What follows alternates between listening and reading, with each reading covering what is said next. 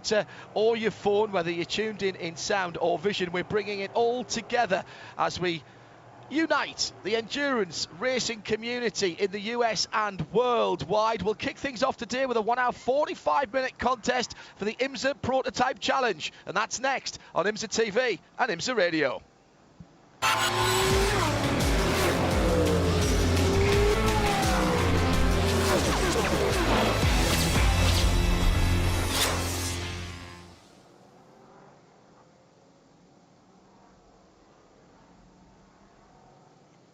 Welcome to round 4 of the IMSA Prototype Challenge competition. This starts the second half of the 2020 season for these competitors, and we are at Virginia International Raceway, an old school racetrack that these drivers absolutely love.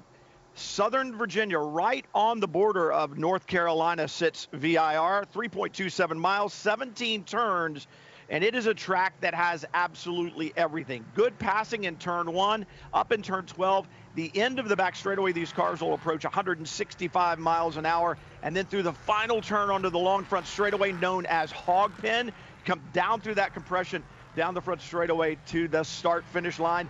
That will bring you victory here at ViR. This racetrack has been here since 1957. The late Paul Newman called it heaven on earth, and you can see why. I said it's an old school type of racetrack, and it certainly is. Welcome everyone. Brian Till along with Jeremy Shaw will bring you the action today. 1 hour and 45 minutes worth of Prototype Challenge competition. And Jeremy Shaw, you can see the field right now coming down through the area known as roller coaster. One more pace lap, we'll get started. Take us through the grid.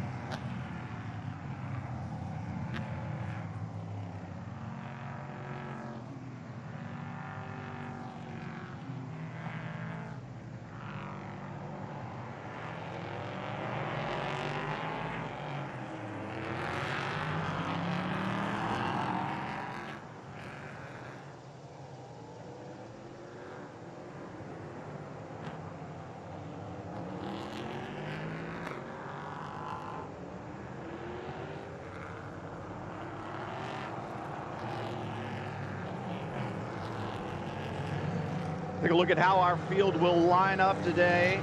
Matt Bell, Naveen Rao on the pole. Qualifying did not happen. There was a crash in one of the other series, and the racetrack had to be worked on, so they line up by team championship points. The 54, Dakota Dickerson, Dominic Cicero line up second. Then Joel Janko, Kyle Kirkwood in third. John Brannon, Blake Mount line up fourth in the number 6. Keith Grant and his brother David Grant in the 40, they'll line up 5th. Cameron Castles, Max Hanratty will line up 6th. In 7th, Jerry Kraut, Scott Andrews, they've been on a tear as of late. Then the Palmer brothers, or father and son, I should say, in 8th. Hamilton and Kazimits in 9th. Stephen Thomas, one of the only 2 solo drivers in the field, rounds out the top 10. Then Stephen McAleer, Joe Robillard, they'll roll off in 11th. LaHaye in 12th, Lance Wilsey, Bud Grossenbacher in 13th, John Brownson, Wyatt Schwab 14th, and Dan Goldberg and Rasmus Lind round out the field, once again based on team points.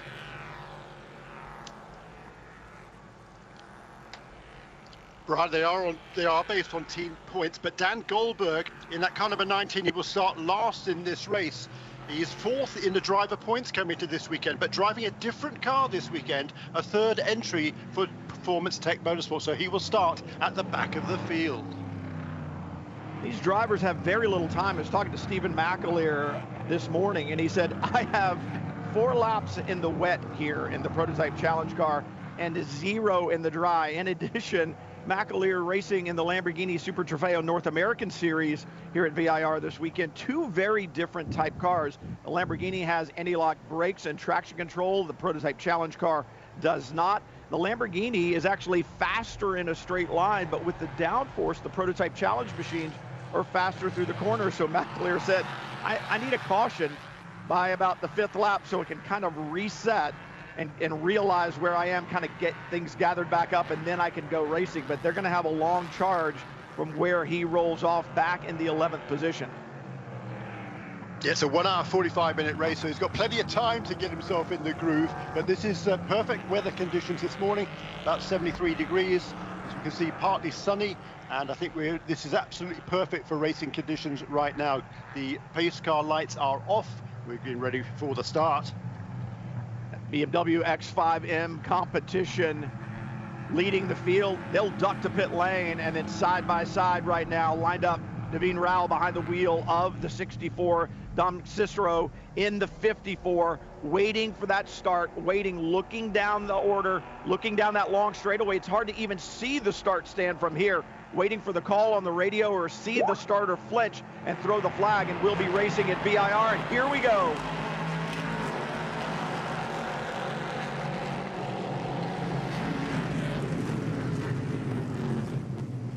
Thundering down to turn 1, 3, 4 abreast as they head into the corner there, and you really have to keep things gathered up. Brandon in the 6, that Motel 6 entry with a good start, up to 3rd from this 4th place starting position. Very good start by John Brannan, considering he's done very little racing. He got a fairly late call to join this Performance Tech team in that Motel 6 car alongside Blake Mount, who is back this weekend, having missed the last couple of races, but that was a really good start by Blake Mount and by John Brannan, and he slots right there into 3rd position.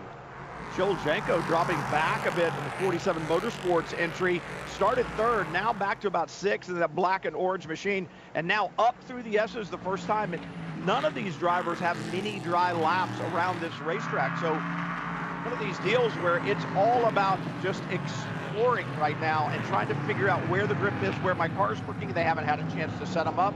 This is a race into the unknown, Jeremy. Well, it really is for a lot of these drivers, and particularly someone like John Brannan there in that 3rd position right now. He's a coach at a country club track in the Miami area, called the Concourse. Apart from that, he's done some karting, he's done some club racing, but very little big-time racing. Really, this is his first IMSA start, and his first start in any major competition as well. He's doing a really good job in 3rd position, and not too far behind those 2 leaders at this stage. Naveen Rao, he starts on the pole position for K2R Motorsports as a result of leading the points coming into this weekend. A good start from him, but under pressure now from Dom Cicero. Well, and you think about Dominic Cicero partnering with Dakota Dickerson. They've not been together all year long, and Dominic Cicero knows that his job is to help Dickerson to the championship. Dickerson 2nd right now in that championship, only 2 points out of 1st. Dominic Cicero knows that he needs to run well, run up front, but not risk that machine, hand it over to Dakota Dickerson to see if he can make that run here in the 2nd half of the season towards that championship. That's exactly right, and for Carl Kirkwood, he's done very little racing this season.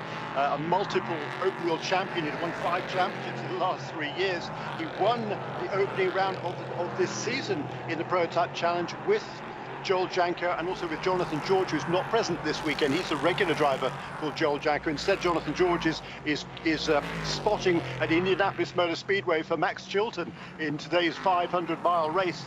So Carl Kirkwood slotting in here. Very little driving all the way through the year. He had a test in a Formula E car for the Andretti BMW team early in the year. He'd done some testing, but that's about it. So he's looking forward to getting back behind the wheel of that number 47 car in the latter stages of this race. I'm impressed right now as well, Jeremy, with John Brannan in the 6, a driver with really no experience in Prototype Challenge machine, thrown into the deep end here when that green flag flew, and a good start. Absolutely right, and he's not losing out much ground. He's hanging on the head of Keith Grant, who was the pole sitter and the early leader at Road America a few weeks ago. So John Brannan is settled into this car really, really nicely. That's the Motel 6 entry. It's a Ligier chassis entered by Performance Tech Motorsports. And everyone who drives these machines talks about how good they are, how much fun they are to drive. Such a real race car. As Grant now looks to the inside, under braking.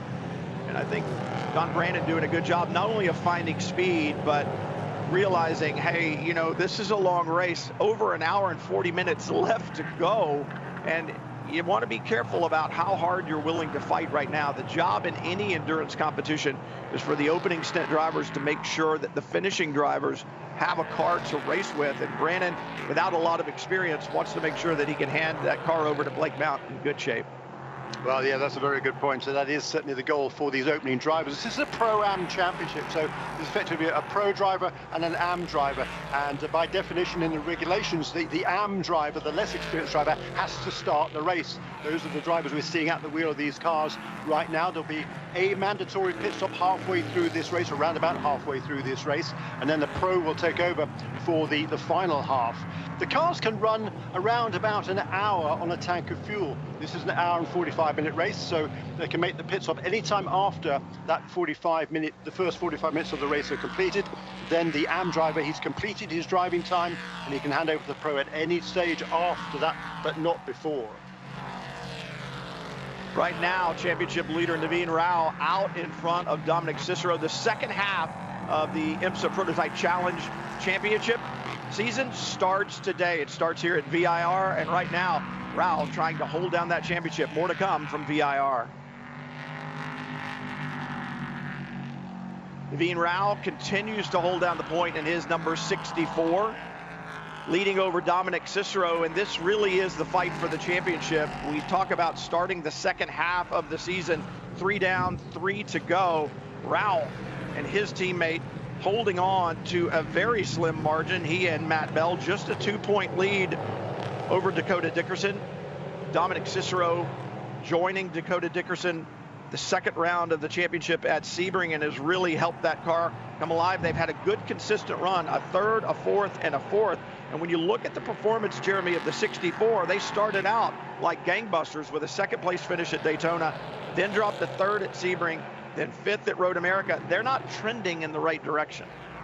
No, that's true, but there's certainly still a long way to go in this season, so they've got plenty of time to make up that ground. The Naveen Rao went quicker on that last lap, at 1 minute 45.784, but the fastest lap on that third lap completed was Keith Grant, who's moved up into third place ahead of John Branham. A 144.9 for Keith Grant. He can cut up a 40. That's a 47 Motorsports Norma M30 in third position. Good battle here. Joel Janko in that black and orange 47, really being pressured by Thomas just behind him in the 11. Stephen Thomas, one of only 2 drivers, we said, driving solo this weekend. Thomas with some good stable top 10 runs, an 8th at Daytona, 10th at Sebring, and then a 12th at Road America. But good runs there in the top 10 and pressuring Janko right now. Janko, as you talked about earlier, will hand that car over to a very, very fast Kyle Kirkwood when they make the stop. And Janko and his regular teammate, Jonathan George, 4th in the championship right now. So Kirkwood has a job to do, and that's keep Janko there in the championship. Yeah, that's exactly right. And Joel has done a good job this season, but he's also made a few mistakes, and that's what he's got to steer clear of this afternoon. He's under very strict instructions not to do anything silly. He's a great guy, Joel. I mean, a super workout enthusiast. He's 71 years of age. You certainly wouldn't know it, because he can drive the wheels off this car. He's from Key Largo in Florida. And there he is running very nicely now in 6th position. That's exactly the sort of position that would be fine for this 47 Motorsports team and for Kyle Kirkwood in the latter stages, because we know how good Kyle Kirkwood is.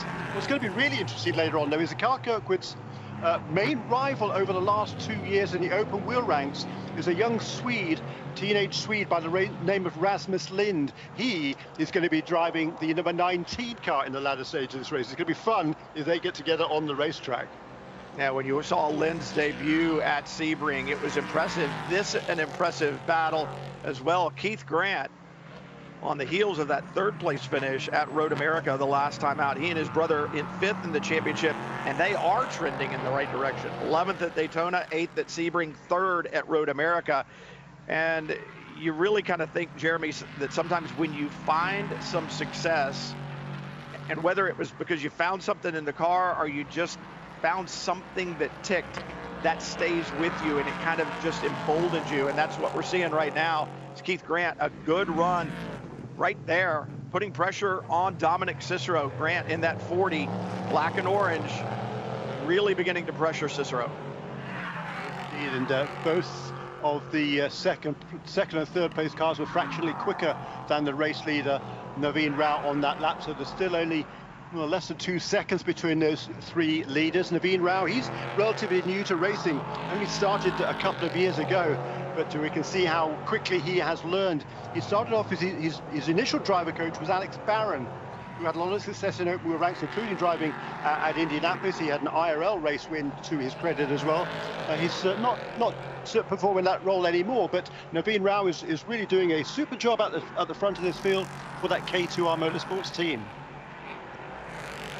This battle beginning to heat up, being joined by the 9, the black and blue, number 9, just behind Jerry Kraut behind the wheel there. And he and his teammate Scott Andrews, talk about trending in the right direction. Well, when you finish first in the last 2 races, that's not trending. That's a pretty flat line. The problem is they didn't run the first race. So right now, 7th in the championship, but there's been no stronger driving duo over the last 2 rounds than Jerry Kraut and Scott Andrews. Kraut right now being shown in 8th, and occasionally in the heavy braking zones down in turn 1. He really closes up in the lower speed areas of the racetrack.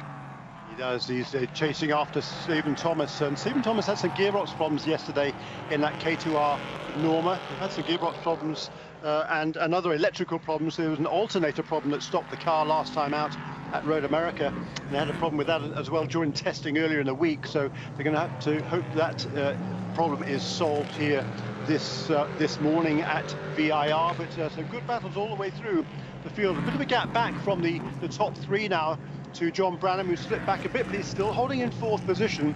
And then for this battle here with looking to the inside, that's Steve Thomas sneaking past Joel Janko in the braking area for 2. A nice move by Stephen Thomas.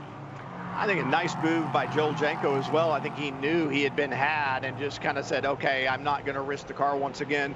I've got a teammate, a very fast teammate, I'm going to hand it over to. Things heating up at ViR, both on the racetrack, and a big crash there in turn 1.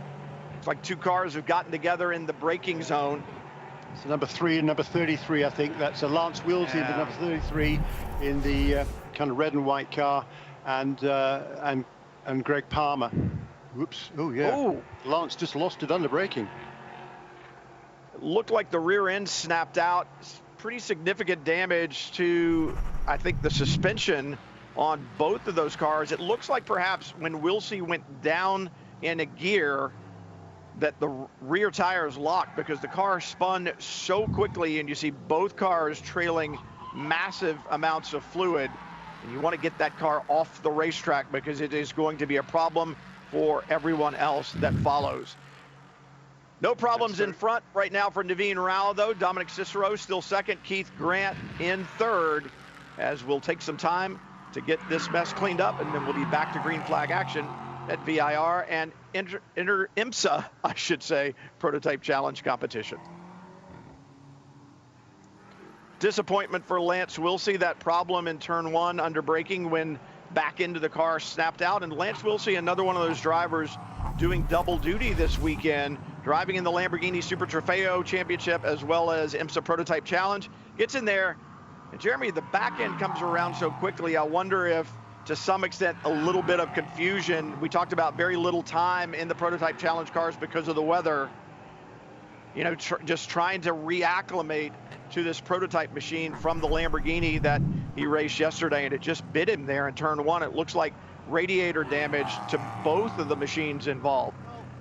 Yeah, that was a strange incident. I mean, it wasn't as if he was diving to the inside, he lost it under braking. And then he seemed to spin again there. That was a different spin we saw on that replay. It was on the Exeter one. I wonder whether there was some sort of a problem at the back end of that car, number 33, for Lance Wilsey, because it certainly looked like a strange one when the initial spin, and then of course poor old Greg Palmer absolutely nowhere to go. He was really unfortunate in that instance there. But for Lance Wilsey, he's pulled that car off the road, and behind that car on the racetrack there's some fluid, and I wonder whether there was a problem that caused that spin for Lance Wilsey. Most unfortunate. I think the contact is what probably does the radiators. Here it is, goes to the brakes, he'll be going down through gears, and then all of a sudden is when the rear comes around. I didn't see the rear tires locked when they came into view, so it's not like they were locked under braking until after he spun. There's the contact, and immediately you see fluid coming out the right side of the 3, And I think the punctured radiator on the 33 as well, because when Lance Wilsey continues underway, you see a lot of fluid coming out the back of the 33, and eventually that's what causes him to spin, because that radiator in front of the rear wheels is just dumping the fluid there on it, and I think that's what causes him to spin the second time. But considerable damage to both the 3 and the 33, and that is not what anybody wanted to see.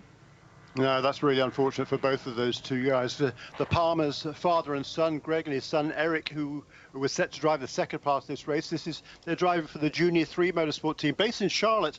So this is a home race effectively for that team, only 3 or 4 hours down the road here from ViR. And this is the first anniversary of this team making its debut in the IMSA Prototype Challenge. So they came in here with high expectations. The team had a 5th place finish, an excellent 5th place finish at Sebring a couple of races ago, but it looks like the day is going to be ended early here at ViR.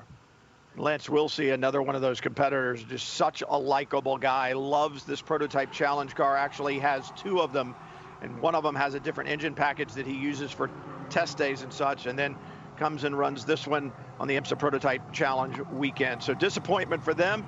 We're under full course caution, but there'll be more green flag racing still, just under an hour and a half to go from Virginia International Raceway.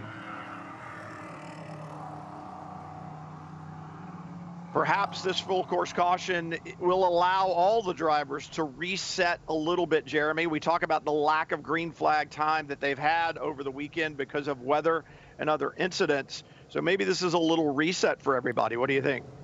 Well, yeah, I think apart from Greg Palmer and Lance Wilsey, this is exactly what they wanted, because it does give them a chance to reset and get themselves properly focused now on the remainder of this first stint. It's way too early to be thinking about making a pit stop at this stage. So now there'll be another shortish run, probably another 20-25 minutes or so before it is time to make the pit stops. And for some of the drivers that have kind of fallen back a little bit, they'll be given a chance to pull back up towards the leaders again. And for those who are making their way through the pack, I'm thinking particularly Dan Goldberg, who actually hasn't made much progress in car number 19, which is slightly surprising.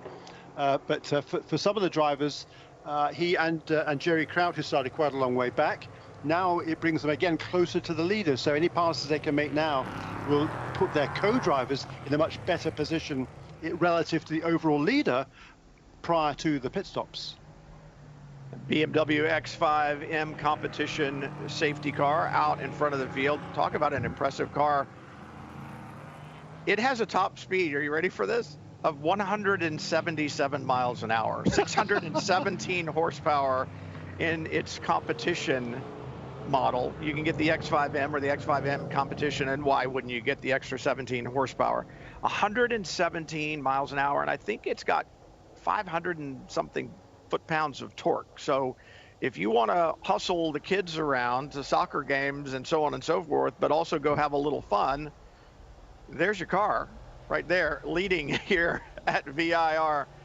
It's round 4 of IMSA Prototype Challenge. It starts the second half of the season. This is where your championship run really needs to take off. Naveen Rao out in front right now, and as the crews work to clean up the racetrack, we'll take a quick break and then we'll be right back. All that fluid down in turn 2 and 3 after the wounded 33 of Lance Wilsey and the number 3 of Greg Palmer got back underway after their contact. They'll have to get that cleaned up. And Jeremy, I wonder what the mindset of the drivers are. You've been through that area a couple of times. You've seen that oil dry going down, the kitty litter as they call it, and it goes across the racing line. Wilsey was on the left side of the track, exited to the right side of the track, so it goes across the racetrack. Is Naveen Rao saying, what, do I really want to be the first one through this when we go back to green? Yeah, that's exactly what he's saying, and it's not going to be easy for him as well. He's the guy who's going to find out. If the guy behind, he can see whether the guy in front is sliding. If he is, he's got a split second at least to react to it. If you're the leader, you don't. So particularly for someone like Naveen Rao, who hasn't been racing for that long, this is particularly daunting, I think, in the early stages of this race, but he's got enough experience now. He's raced for a season and a half in the IMSA Prototype Challenge, so he should be just fine. Just looking at the championship points coming into this weekend, and you talked about it, 3 races into this 6-race season. Naveen Rao and his English co-driver Matt Bell, they lead on 88 points with a second place finish, a third place finish, and a fifth, like you were talking about a while ago. 2 points behind them only is Dakota Dickerson, who has a different co-driver for the first race of the year. In third position on 78 points, so 10 off the lead, is Joel Janko.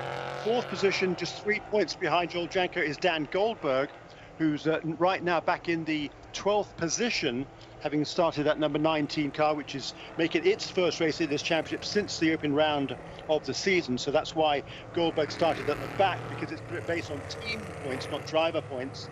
And then on 73 points, so just 2 behind Dan Goldberg, are the Grant brothers, Keith and David. It's Keith who's driving at the moment, has set the fastest lap of the race in the 3rd position.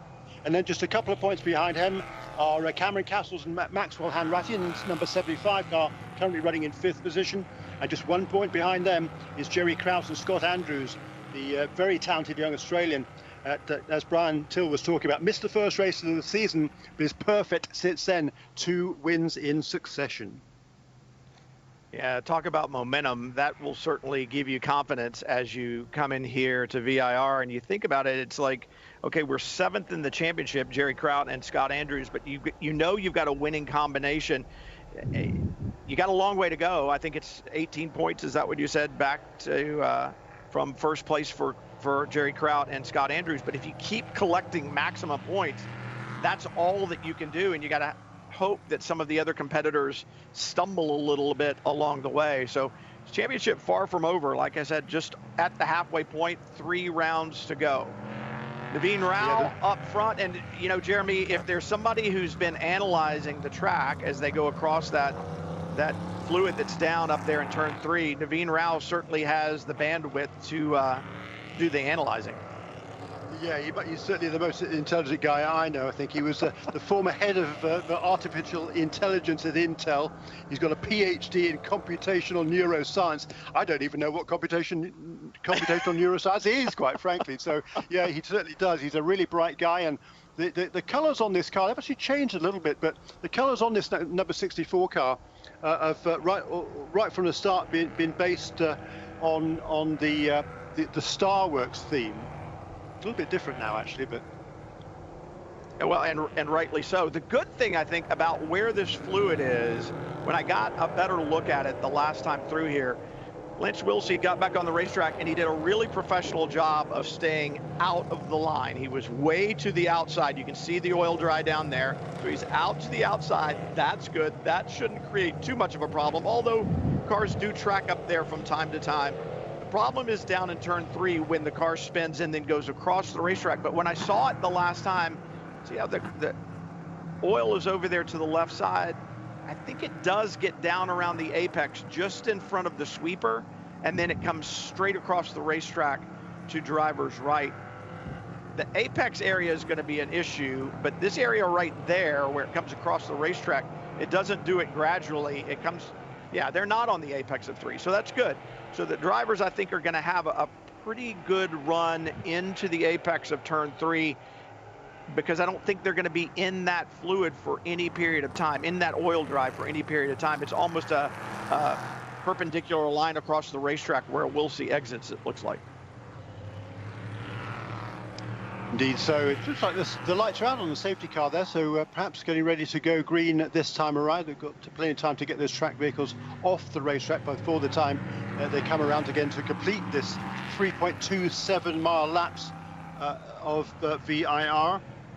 And we've got 10 laps in the books now, and the clock is, we've got 23 minutes gone in this race, so we're halfway through this opening stint. We talked about earlier on when the teams elect to make their pit stops during this race. Hopefully just the one pit stop, that would be the regular schedule for this sort of a race, but when you make it, that's the question mark. Last time out at Road America, we saw the number 9 car, Jerry Kraut, come into the pits right at the 45-minute, as soon as that 45-minute window opened. That left a bit more than an hour, just about an hour to go for Scott Andrews. And there was a lot of conjecture. Sorry, he left a lot more than an hour to go for Scott Andrews, an hour and 15 minutes. And there was a lot of conjecture as to whether or not he could make that distance. Turns out he was saving fuel from the moment he got into the car. At Road America, on the uphill front straightaway, he was lifting off around about the start finish line as soon as he crested the hill and coasting all the way to town to turn 1 to save fuel, doing that all the way around the racetrack. That's what enabled him just to reach the finish of that race and come away with a victory. Well, if you're going to save fuel, that is the goal. You've got to do it from the get-go. You can't wait until you're halfway through. It's too late at that point in time. Naveen Rao, safety car out of the way, restart coming. How aggressive is Dominic Cicero going to be? Keith Grant has been really pressuring. How fast will he be on this restart? Up front, Rao with a good run, but Dominic Cicero hanging with him. Down to turn 1, will anyone make a move? Keith Grant sitting back there, Cicero to the inside just a little bit. I think, Jeremy, that was more of a message to Keith Grant. Don't think about it. He's going to take the inside away, but look at this. Grant powers down the inside, makes the outside move around Dominic Cicero, and Cicero kind of got trapped, I think, in some of that fluid. I think he's really trying to take his time and be careful. Once again, his teammate, Dickerson, only 2 points out of the championship. Needs to make sure he's got a car to hand over to him. Grant, powerful move. Yeah, it was indeed a perfect move there from Keith Grant, and that's experience in these cars. He's been driving this championship now for a year and a half. For Dominic Cicero, he's been out of racing pretty much for several years. He's another driver who makes his living as an instructor at a country club at the Thermal Club in Southern California, but he's got the opportunity to drive this car with Dakota Dickerson. He's done a couple of races now, so he's pretty much up to speed at this stage, but I think it's his first time at ViR in quite a long time. But he's at this stage, he knows his goal is to bring that car back to the pit stops in one piece for Dakota Dickerson to do his thing in the second part of this race. Keith Grant and his brother David had a great finish at Road America, using that momentum to try to move themselves forward in this championship. And right now, Keith trying to move forward on the racetrack. Just Naveen Rao in front of him. Norma Chassis 1-2. And then Dominic Cicero, the first of the Ligier chassis. Interesting, Jeremy. Last year, what we saw, the Ligier seemed to be a little bit better on the opening laps or on laps after a restart. The Norma seemed to take a little longer to get up to speed, but that's not what we just witnessed. The Ligiers, basically speaking, over the last couple of years, haven't really been competitive with the Ligier, with the Normas. Normas are definitely much quicker on the straights, but for this weekend, the Ligiers allow a little bit of a dispensation. They can run a smaller rear wicker. What I mean by that is there's a tab that goes up from the trailing edge of the rear wing. It has to be a certain amount. It's 20 millimeters normally. The Ligier is allowed to run 10. So that's a smaller wicker, gives them less drag, a little bit more straight line speed. But what it also does, of course, is mean the car doesn't have quite so much grip through the corners. There's less downforce on that car, so a little bit less grip through the corners. And that's what I was just thinking about, the climbing S's. I was going, do I want those? The other thing is you're not going to get tires up to temperature that quickly on a start or a restart. If you've got less downforce in the car might be sliding around a little bit more. It'll take you a while to get those temps and pressures where you want them to be. Oh, and a big crash for the 74. Not exactly sure where that is on the racetrack. Yeah, that's John Brownson, who's done a lot of damage to that car, isn't he? That's a shame. He and Wyatt Schwab had a great run going at Road America a few weeks ago, but that's come to a grisly end there for Mr. Excitement, John Brownson. You see him pull the steering wheel off. That's good. He took it off and then picked it back up. It looked like he was going to the radio button to talk to his crew. I'm sure the crew immediately checking in on their driver. That will bring out the full course caution again. See if we've got a shot here in the background, top of the screen. You see the car off the racetrack already.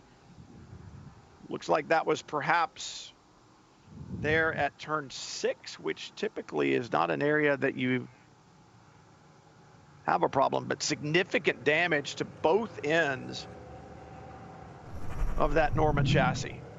Yeah, that's just the beginning of the climbing S's there, isn't it? That's a fast part of the racetrack. You're absolutely flat out up there, and Whether he got on one of the curbs, the track kind of weaves from left to right, doesn't it? There's some just sort of kinks. They're not real corners, but the car those corners are flat out in these cars. If something goes wrong, it happens in a hurry, and clearly that car got away from John Brownson. Massively experienced is John, the most experienced driver in the field.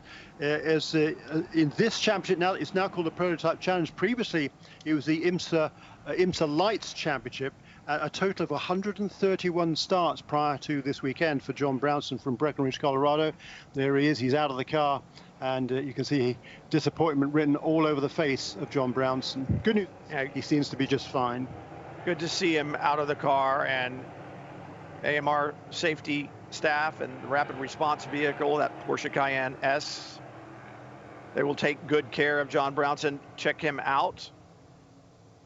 Meanwhile, the car significantly damaged. And I'll go back to, Jeremy, that's just a strange place to have an off, especially for a driver as experienced as John Brownson is. That's the entry to the climbing S's. It's flat out all the way up to turn 9 in one of these Prototype Challenge cars. Turn 9 is actually flat. You just go to the brakes and slow down a little bit for turn 10, the left-hand kink that takes you up towards 11 and 12, which is also known as Oak Tree.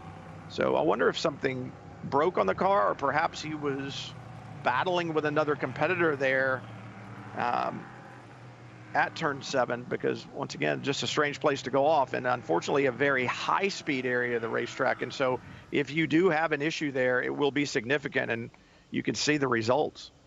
Well, I mean, it was just after the restart, so he was certainly battling with several other contenders on there. It could be that he kind of got forced offline. I think Dan Goldberg went past him. Dan Goldberg was behind John Brownson as they completed the previous lap. So whether he was trying to make a way past, or whether John just kind of got on the curbs, it is easily flat out, but it was just after a restart. So the tires are still pretty not really got the up to their proper optimal working temperatures at that stage on the lap. So I think maybe somehow the car got away from John, and that was a very heavy impact. BMW X5M safety car back in front of the field again to be Rouse, still up front, but Keith Grant with that really powerful move around Dominic Cicero as they headed to turn 3. That's catapulted him to second. Then Cicero sits in third. Round 4 of IMSA Prototype Challenge competition from ViR. We're closing in on a time where pit stops could begin to happen here in 15 minutes or so. Be interesting to see who comes to pit lane first, who can do that fuel savings like we talked about, Jeremy, get their faster driver in to the finish.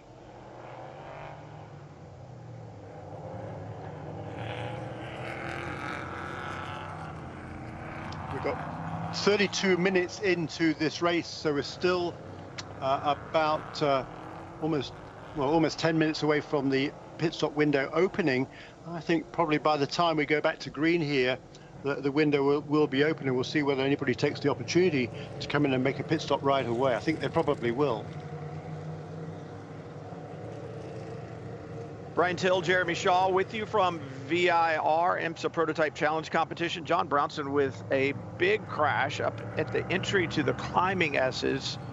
And Jeremy, as you said, it's just that starting that second lap after the restart. The other thing that I think, could play a factor, we've seen it in those areas when you're tucked up behind another car, as you would be, congested after a restart. Two things happen.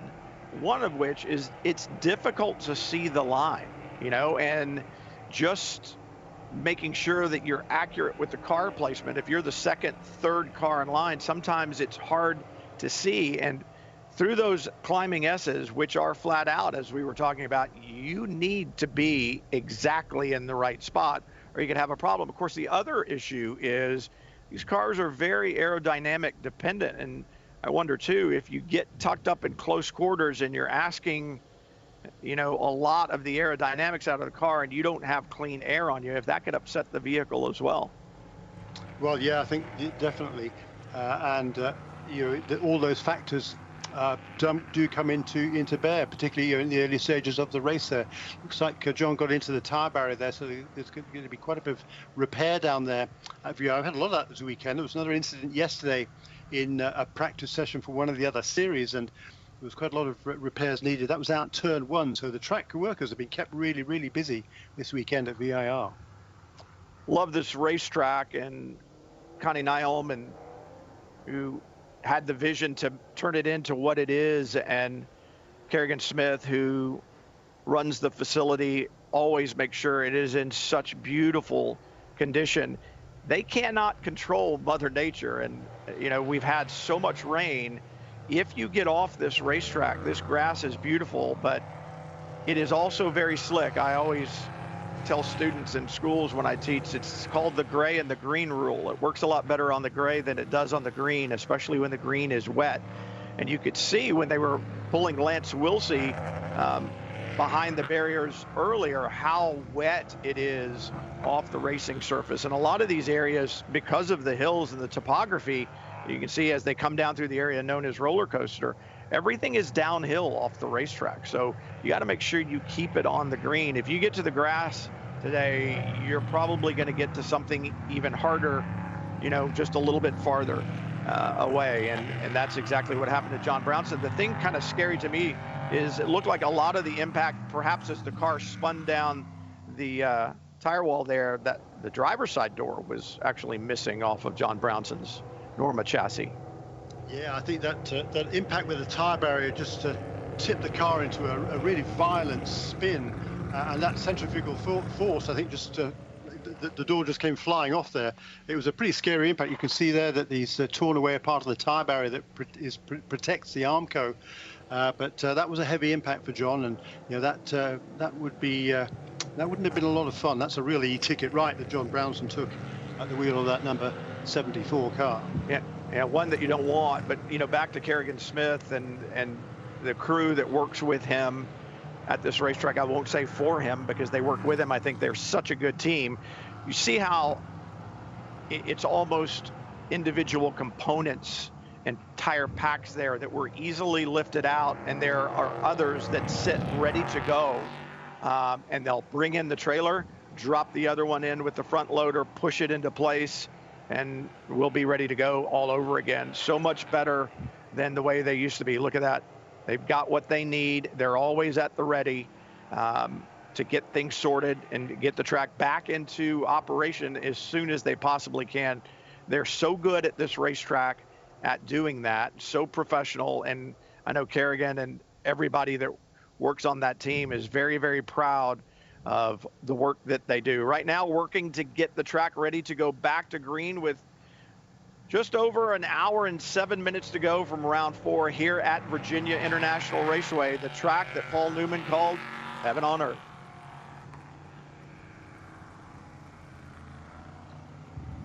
Naveen Rao leads over Keith Grant. Rao has been in that position since the drop of the green. He had a good start, starting today off of championship team points because of the lack of qualifying. And Jeremy, I know that that's put drivers that really felt like they had a shot to qualify well at the back of the order here at the start.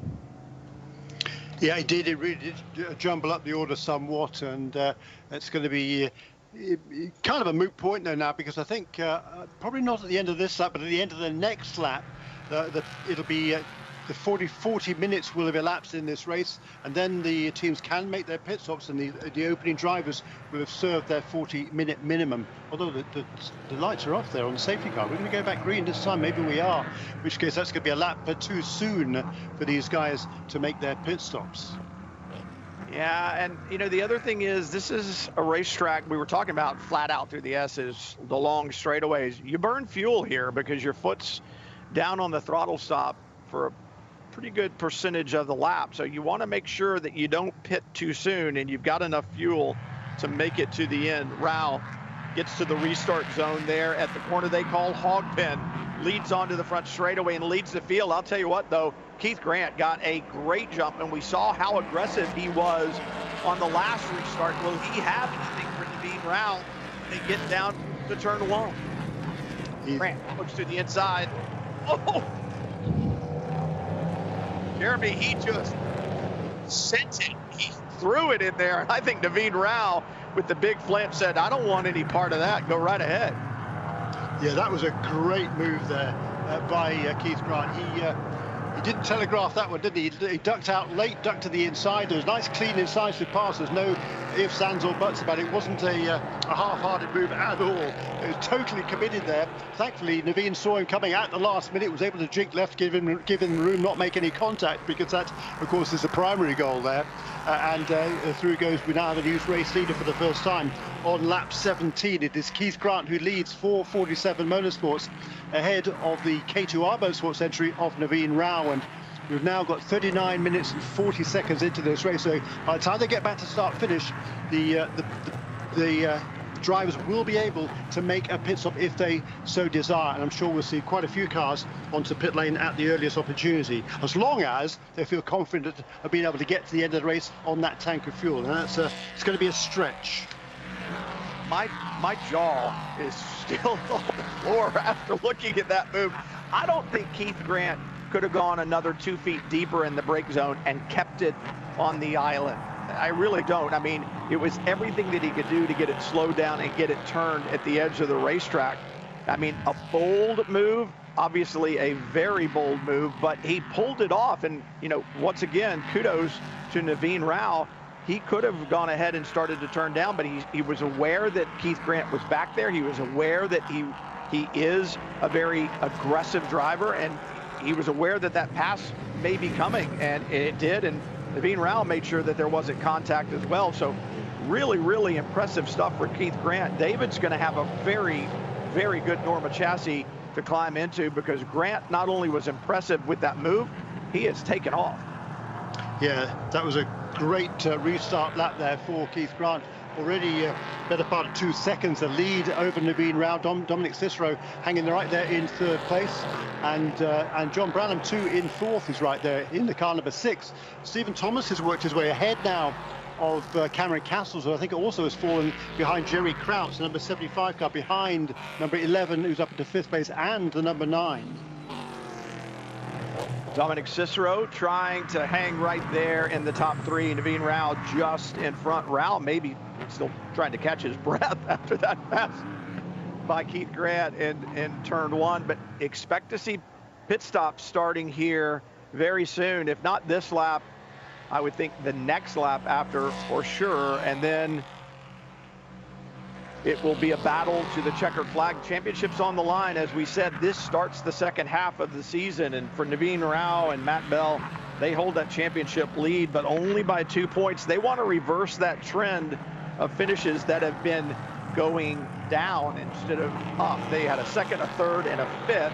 They want to get back onto the podium here at ViR, and what they really need to do is finish in front of the 54 with Dakota Dickerson, who sits 2nd in that championship.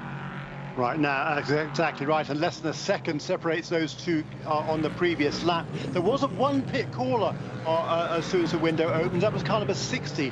Bruce Hamilton brought the Volvo Racing Ligier into the pits. He's going to hand that car over to Tony Kazimierz, who is now going to try and stretch his fuel load to the end of the race. He's just now exiting the pit, so he'll fall a lap off the ultimate pace for now. But when everybody else makes their pit stops, it'll be everybody on an equal footing. But for Tony Kazimierz, massively experienced, originally from Estonia in Eastern Europe, has been based in the Mundelein, Illinois for many, many years now. A lot of racing, a lot of success in a whole bunch of different cars.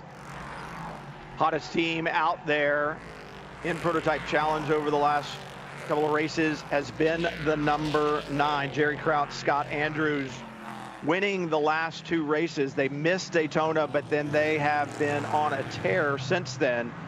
And right now, the other thing this yellow has done, and being so close to the pit stop window, it's allowed Jerry Crouch to get closer to the leaders. He's running in 6th right now, but when I say closer, I mean literally the distance between him and where the leaders are, because that is going to close down that distance when they make the stops that Scott Andrews will need to make up. That is good news for them as they're trying to claw forward in this championship. Speaking of moving forward in the championship. Joe Robillard there, second car in the shot, just behind the 47, the number 10. He'll hand that over to Stephen McAleer. McAleer, the winner here last year in Prototype Challenge with a solo drive. And it's really kind of done the same thing for that team. It's really compressed everybody up front, and it's going to give those co-drivers getting in a better shot at getting to the front.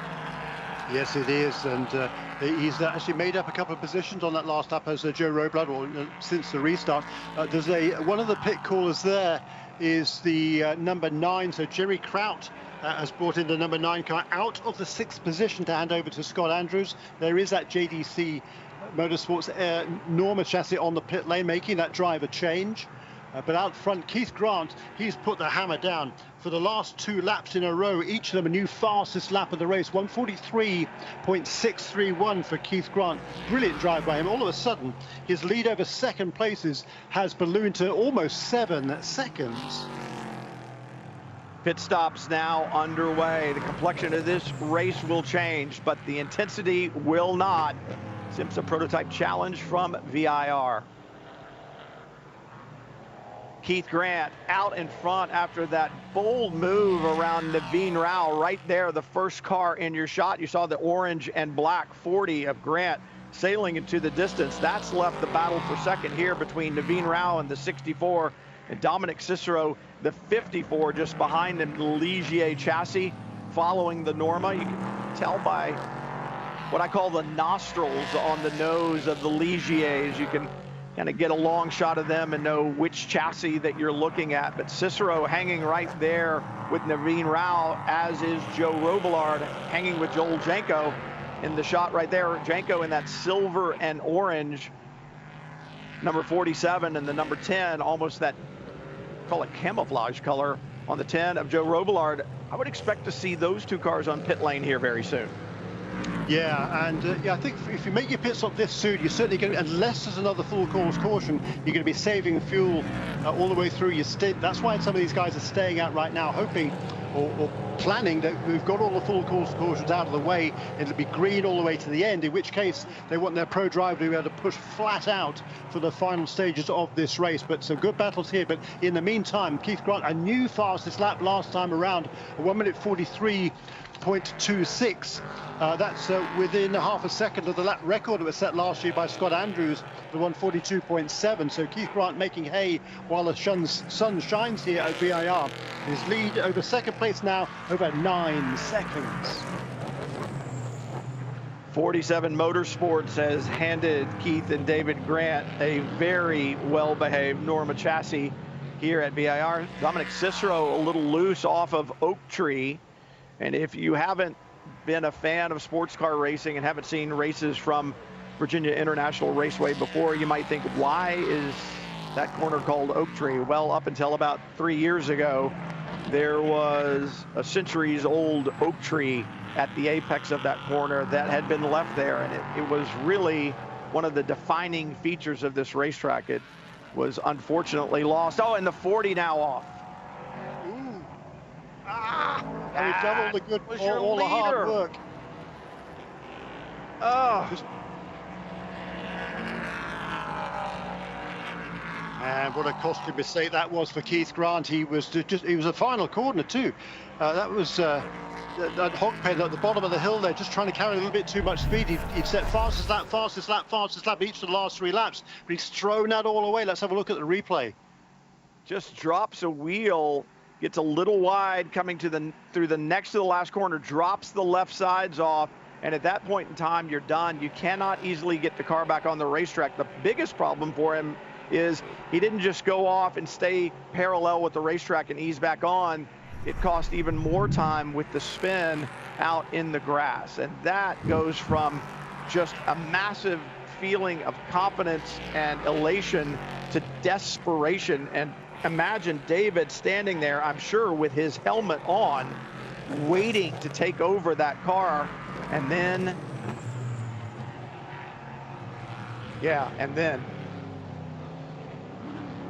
Naveen Rao back to the lead because of the problems for Grant. Grant being shown in 5th, but we'll have to see once he comes past the line the next time if he actually has stayed in the top 5. The other thing that'll be interesting is to see if Naveen Rao and Dominic Cicero head to pit lane. Right now, looks like the 50, the 10, and the 19, or the 12, or the 9, yes, have come to the pit lane, but the leaders have not, and I'm a bit surprised by that. Yeah, well, yeah, I mean, like I say, they wanted the second driver to be able to go flat out to the end. They're not planning on any other full course cautions. They just want to be able to drive flat out. So now Dominic Cicero has brought that second place car onto the pit lane. He's had enough. He was clearly got the pace there on Naveen Rao, staying right with him after that most recent restart. Now he's going to bring that car into the pits with 55 minutes remaining in this race. That should be no problem for Dakota Dickerson to hop aboard this MLT Motorsports Ligier and drive it flat out to the checkered flag, and he's in a very, very good position to be able to do just that. Job done for Dominic Cicero as he climbs out, and you can tell the difference in height. So there's an insert in the seat. Dakota Dickerson is not a small man by any stretch of the imagination, so he slides down in there, and he will head out on track, and it is getting dicey out on the racetrack right now. Little argy-bargy, as our friend Calvin Fish would say. That was in the turn 3-4 area. I'm not sure if that was push and shove or somebody was just coming out of the pits and getting up to speed. Didn't catch the car numbers right off the top, but that was interesting to say the least. It certainly was. There is Dan Goldberg, who sorry, that's Rasmus Lind. Okay, so Rasmus Lind now is at the wheel of the number 9 car. He's already made his pit stop.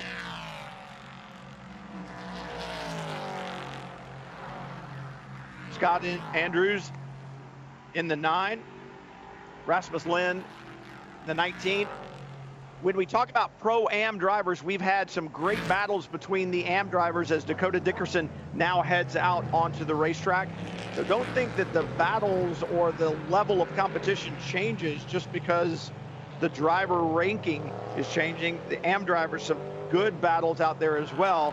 91 seconds minimum time on the pit stop from those red boards that you just saw the car pass to pit out. Cannot be any quicker than 91 seconds. So you've got time to make sure that your belts are done up and all of that. Make sure that the driver's in, ready to go. New fastest lap of the race has just been set by, yes, that man again, Scott Andrews. He's a long way behind Tony's Kazimets, but he has an extra 2 laps worth of fuel on board that number 9 car compared to the number 60, which came in with Tony's Kazimets taking over from Bruce Hamilton at the earliest opportunity after the 40 minutes had elapsed in this race. So Scott Andrews now 1 minute 42.719. That is 1/8 of a second away from his own lap record set here last year, and that was his first flying lap, his second flying lap in this car. Complexion of this race now changing as pit stops are underway. It'll be interesting to see the 64 pits this lap. Remember, the championship leaders as we came to ViR. Naveen Rao back in front here at Virginia International Raceway in IMSA Prototype Challenge competition. Will he? Yes, he does. Heads to pit lane. Pit stops now for your points leader and your race leader. Matt Bell will climb aboard that 64 Norma chassis from K2R Motorsports and see what he can do. And as these pit stops cycle through, it's going to take a while to get the order sorted out. I'll tell you, one of the drivers that I've been most impressed with is John Brannon, who has no experience in these prototype challenge machines, running in the top 5 most of the race. And right now, he is under attack in turn 1. I'm not sure what happened to the number 19 car. It doesn't seem to have appeared. We saw a glimpse of him, didn't we, a lap or 2 ago? That's Rasmus Lind, who's taken over from Dan Goldberg in that number 19 car. No sign of him, though, at the moment. Meanwhile, the number 40 car has remained out. We saw the the number 64 car head to the pit lane, but number 40, Keith Grant, who made that mistake earlier on, has now regained the lead of this race. He's overtaken John Branham in car number 6 on that last lap, but both of those two yet to make their pit stops, and they are the those two and the number 11 have yet to make their pit stops. Number 40, number 6, and the number 11. The complexion of this race, I said it a moment ago, is about to change, and you can tell that it is. Keith Grant, yes, he's in the lead, but you saw the number 10 of Robillard Racing, Stephen McAleer, now behind the wheel of that machine as he was slicing past John Brannon there in turn 1. Kyle Kirkwood behind the wheel of the 47. Two very, very talented young drivers, and they're going to put these cars through their paces. As I said, we're going to have to let things cycle through before we really get an idea of where it's going to come out, who's going to be in the lead. Keith Grant being shown there right now, he has stayed on track, maybe because he doesn't want to come in and face the crew after the problem that he had while leading. Well, there is Scott Andrews looking to make a pass there on it's Matt Bell at the wheel of that number 64 car now, but on the last lap, a new lap record for Scott Andrews in car number 9 at JDC Miller Motorsports, car number 9. But you get a hard time now to pass Matt Bell, because Matt Bell, like Scott Andrews, has a massive amount of experience in these cars. So Matt Bell has only had one lap to get this car up to speed. He's got some work to do to build the heat into those Michelin tyres, but he seems to have done that now, and he'll be looking to hold on to that position. Meanwhile, Tony Kazmet's in at number 60. He's way up the road. He's a half a minute up the road from these two, having made his pit stop, taking over from Bruce Hamilton in the Wilver Racing Ligier a couple of laps.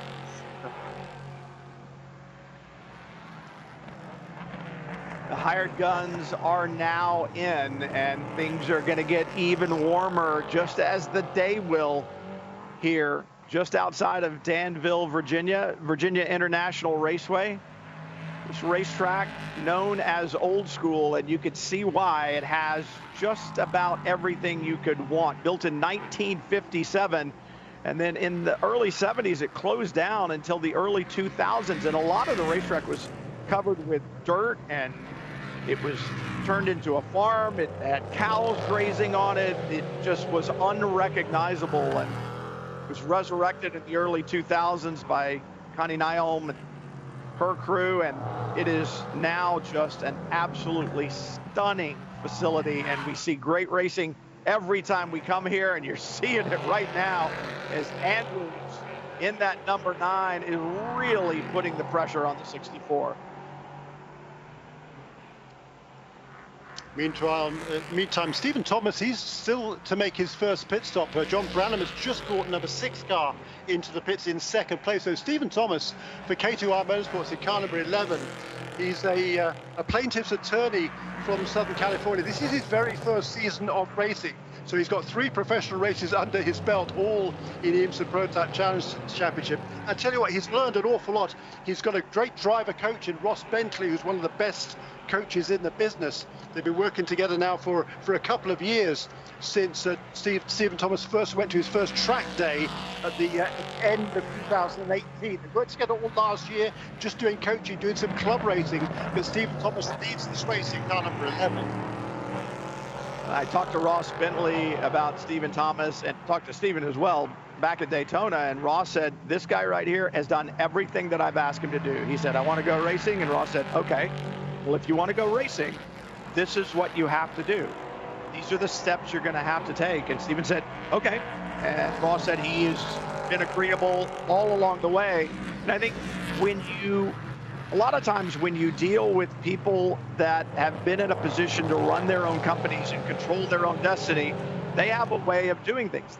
A way that they like to do things, because they know how to get things done. And they don't always listen particularly well.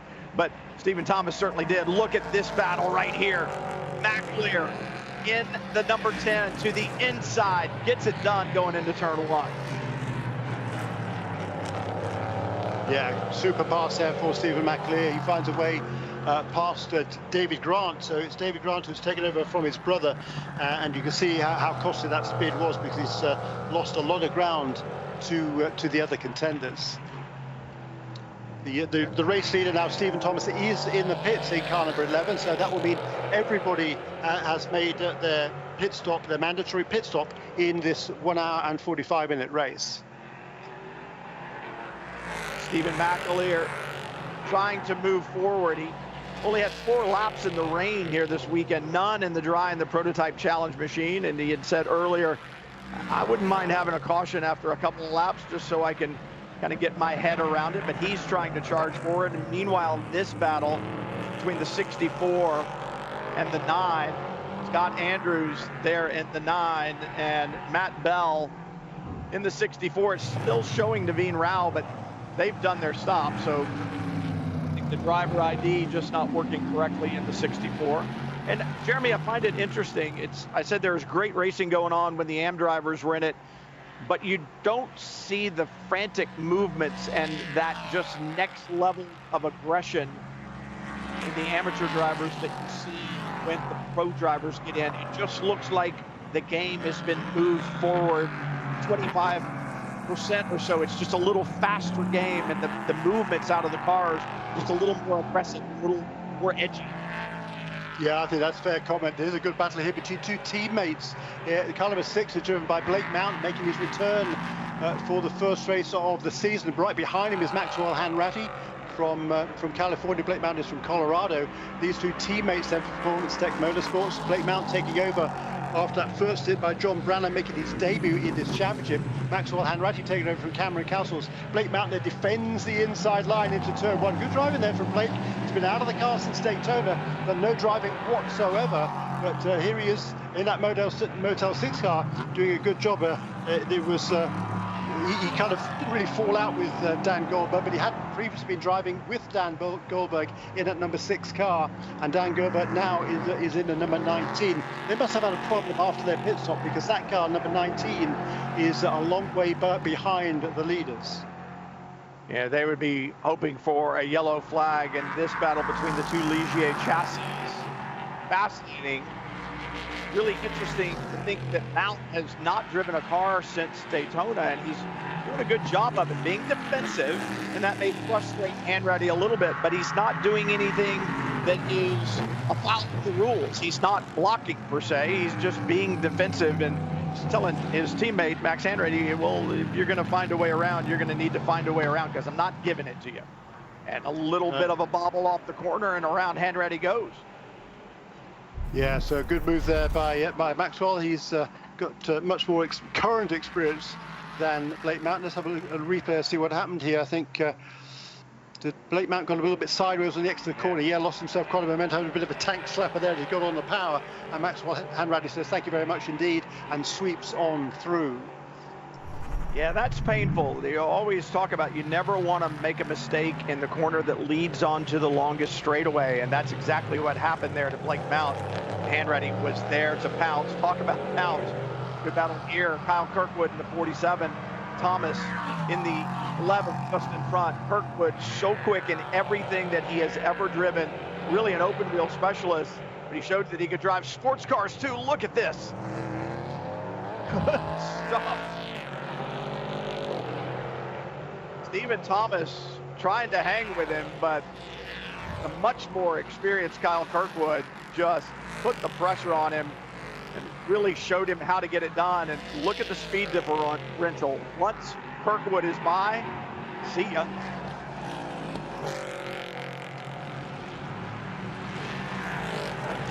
So he's got with a 4+ second lead here at ViR and IMSA Prototype Challenge competition.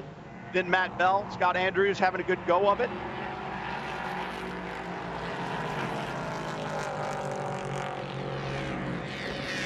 And back a little bit from Bell. They had been a lot closer on the last lap or two, Jeremy.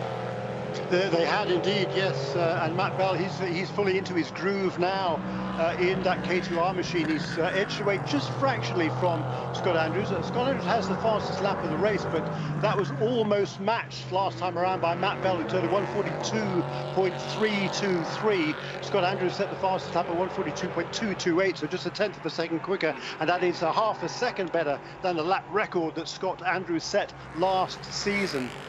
So this battle is certainly continuing for second place, but they're a long, long way still behind the race leader, Tony Skazimets, for Volvo Racing in car number 60.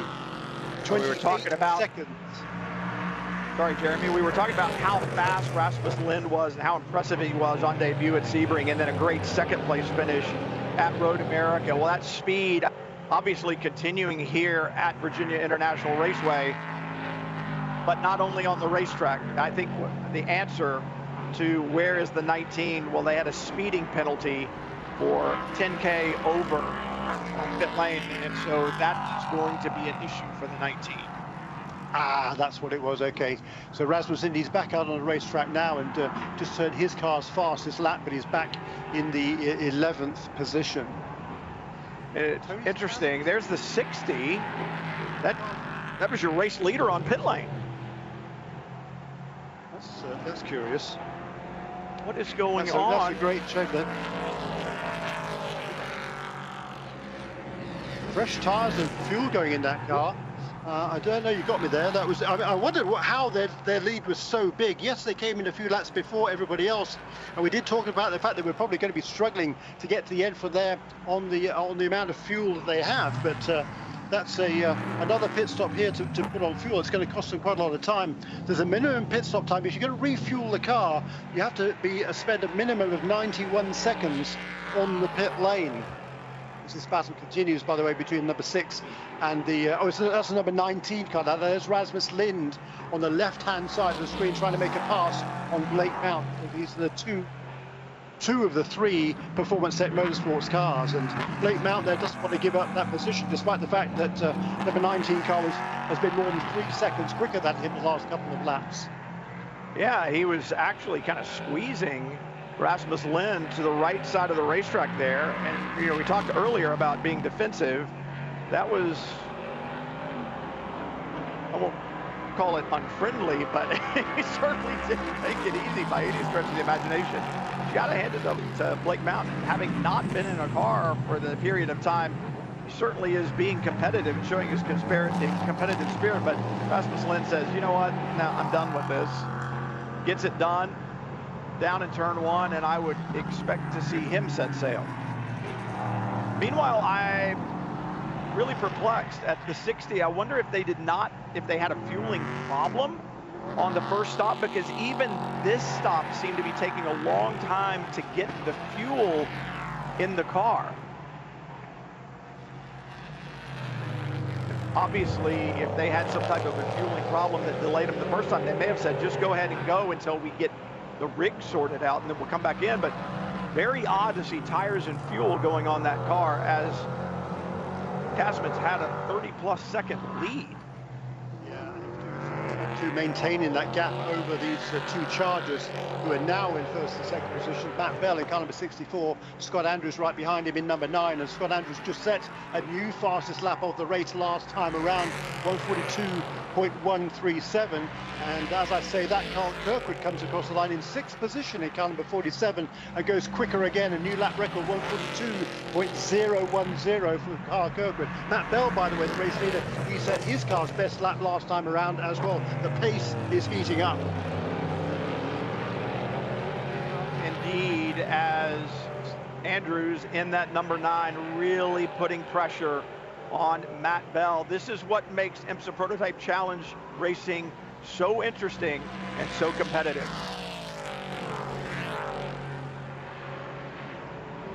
It will be a torrid pace to the finish. Brian Till, Jeremy Shaw with you. 37 minutes to go from ViR and IMSA Prototype Challenge. Racing 4th round of the 6-race championship. So we are starting the second half of the season. Pro drivers now in after the pit stop, and Matt Bell and Scott Andrews are putting on a show up front. Andrews dropping back just a little bit from Bell. Yeah, just a little bit, isn't he? Because Matt Bell, he's just turned. Well, the previous lap was his best lap of the race. This time around, both in the mid 42s. 1:42.7 for Matt Bell, 1:42.5 actually for Scott Andrews. But Carl Kirkwood, he's a long way behind this pair. He's more than 35 seconds behind them, and across the line he goes. Does he? No, not yet. Actually, still not there. He can come past the start-finish line as the two leaders are heading up to climbing S's. So the better part, and certainly at least a third of a lap ahead. There is a new fastest lap, by the way, for Carl Kirkwood, 1:41.750. Matt Bell trying to bring the first victory of the season for himself and teammate Naveen Rao. They lead the championship points. This is what they need, because right now Dakota Dickerson in the 54 back in third position. He's just 2 points behind in the championship. Dickerson was hoping that the tables would be turned and the 54 would come out of here in front of the 64. And certainly we got 34 minutes or 35 minutes yet to go. I believe that's the 60. Yes, indeed, it is again in the pit lane, serving a penalty. It's going to be a timed penalty, so this is going to erase any hope that Wolver Racing had for a good finish. And that penalty was for spending too little time on pit lane. So we talked about the stop taking a long time. It was 91 seconds. It has to be the minimum between pit in and pit out when you refuel the car. That's what they were doing on that second stop. It was obviously a little bit too short, and the penalty for that is a drive-through, is a stop and go there. So that's a very costly penalty. Really great shame for Wolver Racing, because Bruce Hamilton did a nice clean opening stint, handed over the car to Tony Skaz, who's had that huge lead, was maintaining it, setting some really fast lap times, but now he's rejoined the race almost a lap down. These are the two leaders right behind Tony Skazmas now on the racetrack. So that'll be kind of fun for Tony's to try and stay ahead of them, but not where he wants to be, he and Bruce Hamilton.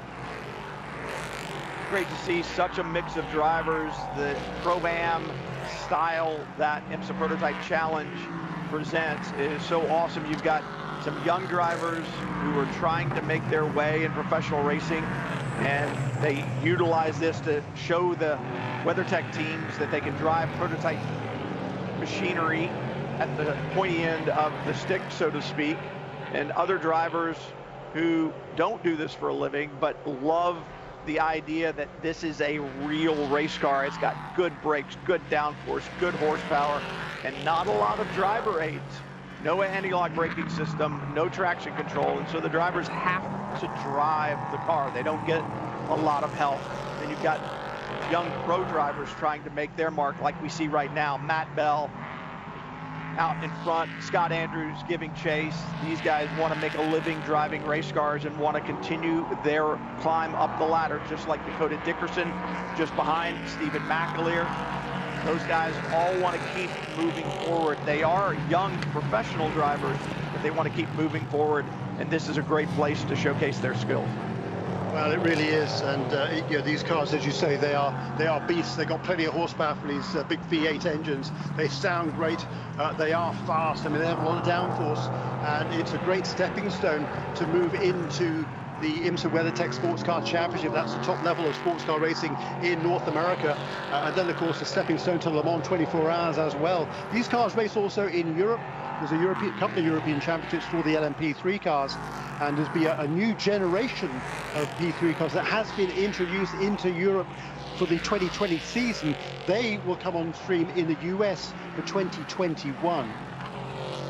It'll be exciting to see the evolution of not just the cars, but the championship, because I know a lot of teams kind of in 2020, especially with the pandemic that we've had to deal with, kind of looked at this and said, well, do I want to step into Prototype Challenge in 2020?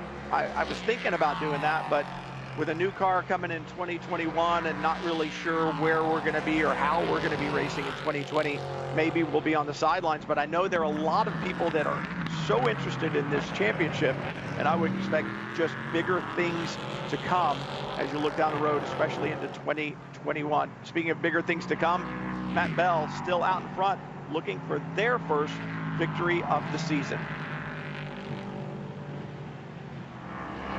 Brian Till and Jeremy Shaw with you as we're beginning to close down on the half hour to go mark from ViR and IMSA Prototype Challenge. Scott Andrews not letting Matt Bell get away. Bell in that white, black, and gray. Number 64 still leads. Scott Andrews just behind in the number 9. And it's really interesting. They're both Norma chassis, Jeremy, but it seems like Bell has an advantage in some parts of the track. Andrews a little quicker in others, but they're both going to have to deal with lap traffic. Well, yeah, that's Tony's Kazimierz who's right ahead of them on the racetrack.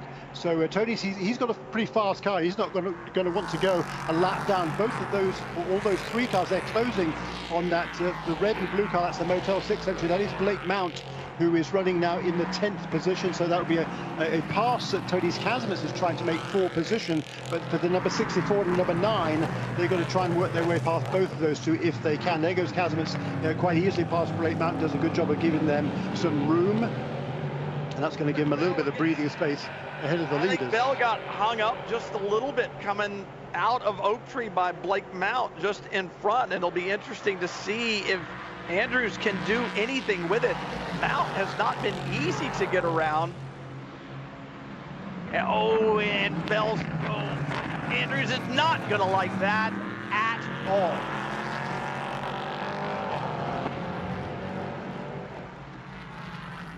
That is going to be frustrating, so frustrating for Scott Andrews. The leader, Matt Bell, got by the number 6, but then he just pulled right back in line, chopped Andrews off. Yeah. Defending there, that's completely uncalled for by Blake Mount. I just think showing his general lack of experience all the way around. He should be letting the leaders go when they're coming up to lap him, not getting in their way and making life difficult for him. That's just something that Blake Mount has to learn, I'm afraid.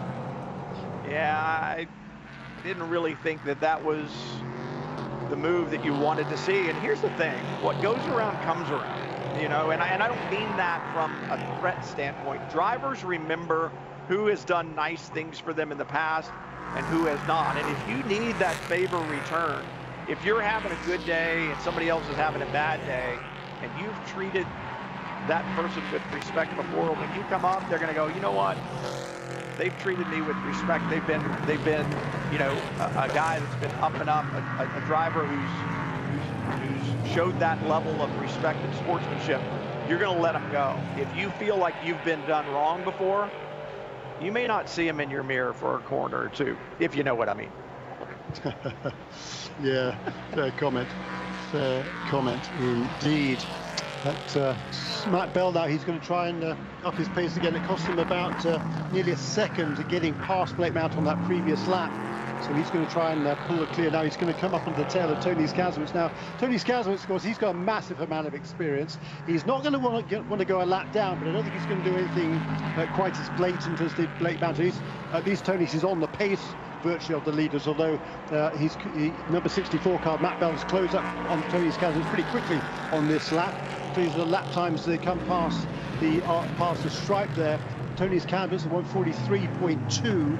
And that's about the same sort of pace that the leaders had been doing. So but he has Tony's Kazimierz let the leader go through there. Good heads-up driving from Tony's Kazimierz. He won't want to get in the way of the battle for lead, as you say, Brian. You know, he has the respect, I think, of these other drivers. So he's going to try and keep pace with them. And I don't think he's going to be interfered too much. And you saw it there as Bell got by him. He's running a pace that's good enough, but he knew it was the leader. He didn't fight very much.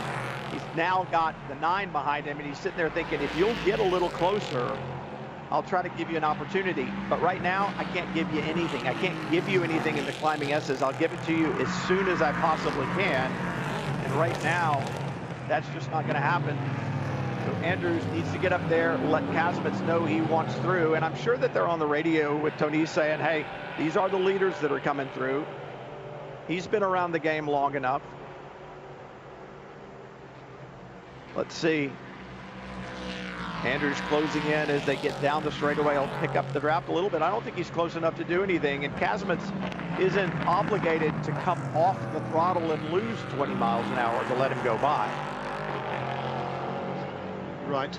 Yeah, he'll try and, if he can hang on, if Tony Kazmis can hang on to the tail of Matt Bell and there's a big spin. That's David Grant. He's just been overtaken from 5th position by Carl Kirkwood. A good little battle between those two teammates from 47 Motorsports, but the youngster Carl Kirkwood, who has set the fastest lap of this race, has made the pass already. So Kirkwood up into 5th place. He's now got about 4 seconds is to catch up the next car on the road. That's the 4th place machine of Stephen McAleer. So let's see what happens. Yeah, he just carried a little bit too much speed into Oak Tree Turn, did number 40 of David Grant. So around that car goes. Such a challenging corner. You're coming into it at such high speed on the brakes for turn 11. And then the road kind of, you get to the crest of a hill and it drops off to driver's left. So there's a little bit of a camber change there. And if you come over through the apex of 11 with a little too much speed and you've got the nose pinned on the brakes trying to get the car to turn in for turn 12 and you cross that camber change, well, you've got the nose pinned and the rear is light and you got the road falling away from you, and you see the result. Didn't actually cost him a position for David Grant. He was able to rejoin ahead of the number 11 car of Stephen Thomas, who's doing a good job again for the K2R Motorsports team. That's the teammate 2R race leader, as he puts a lap here on Paul LaHaye in the One Motorsports entry. That's car number 86. He's running in the 12th position. Kirkwood showing why he's opened so many people's eyes. He's fast in whatever he is driven. We talked about it earlier, primarily an open wheel guy, but when he stepped into the prototype challenge machine at Daytona, he showed everybody just how skilled he is, as is this young man who unfortunately hasn't been able to run at the front, Rasmus Lind, because of that speeding penalty that they got on pit lane. But if you look at the lap times that he puts in and you look at his racecraft over the 2 events that he has run in this series, he's a young man with a big future as well. Yes, he's finally find a way past Maxwell Hanright. He was stuck a couple of laps behind the number 75 car. Has now made that move and through he goes. And now we're watching the 3rd place car of Dakota Dickerson trying to make a move on Blake Mount, the lapped car in that number 6. Number 54 car is Dakota Dickerson. He's fallen back from the lead now 17 seconds.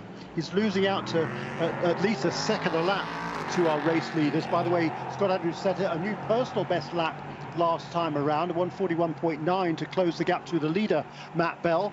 And here is Dakota Dickerson now.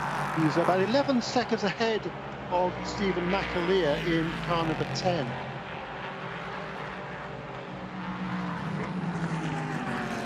Dickerson, while I shouldn't say he would be happy with 3rd place points, he'll take them if that's the best that he can do. But what he'd really like to do is get past the 6th and then maybe have a little lady luck shine on him with full course yellow and get him back to the front. So he would have the opportunity to have a go at Andrews and Bell. Closing in on Blake Mount down the back straightaway and looks to the inside, gets the job done at the end of the back straightaway, and he'll go forward now. It's so difficult to pass on this racetrack, and especially when the lap cars have reasonable pace, it's really kind of hard to get by. It's what we saw with Tony Kazmis running there. They have cleared him now, both Bell and Andrews, but you know, they're not, once again, they're not obligated, especially when the leader comes up, because you're thinking, if I can stay in front of them and we get a full course caution, well, I get to cycle back around to the end of the lap, and now I'll have a shot if we get another full course caution. So the leader is one thing, but when it's the 2nd and 3rd and 4th place cars that are coming through, by then you're not getting your lap back, and you really need to think about how you want to treat those drivers. Completely correct. And with 22 minutes remaining in this race, there's a look at Carl Kirkwood, who's up into 5th position now in that car number 47, taking over from Joel Janko, filling in for Jonathan George, who's spotting for the Indy 500 for the Carlin car of Max Chilton today. So he's unable to take the seat of this number 47 car like he normally would. Carl Kirkwood, what a star he is.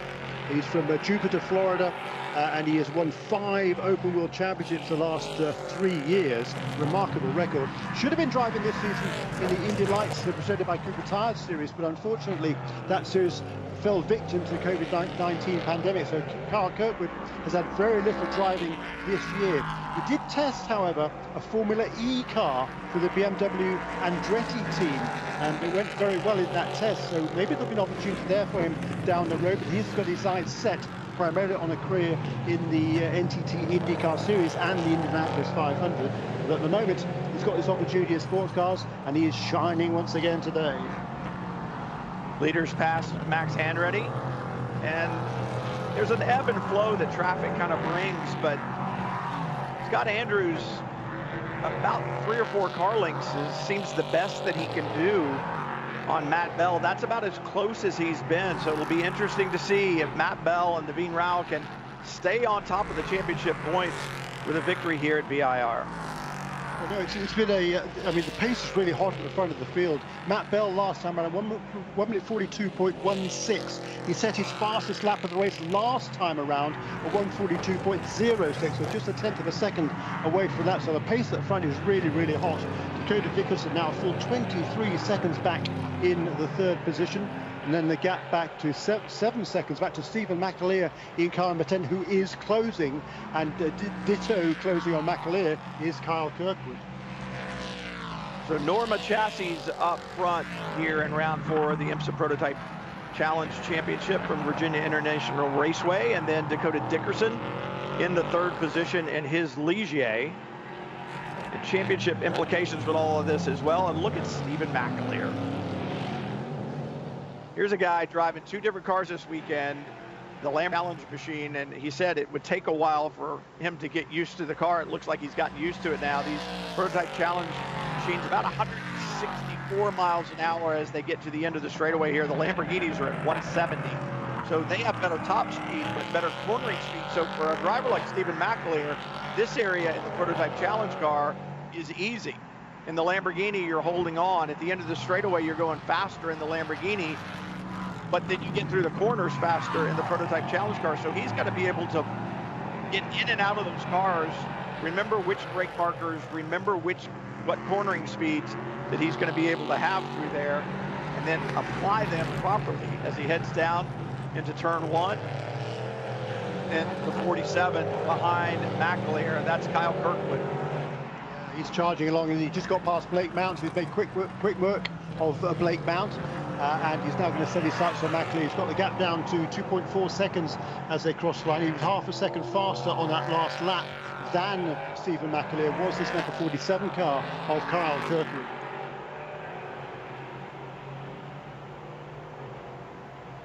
Bell working his way around traffic, and this is really kind of what has played into his favor. It looks like it's going to play again because he gets to the end of the back straightaway. He is clear, but Scott Andrews, I should say, is going to catch that traffic perhaps down through the roller coaster. That's the 19 of Lynn. Lynn not really on the pace that they were hoping for or expecting, and in fact, Scott Andrews really gained on him down through the roller coaster. So obviously Lynn doesn't have a lot of time in these cars or at this racetrack, and that may very well be the difference.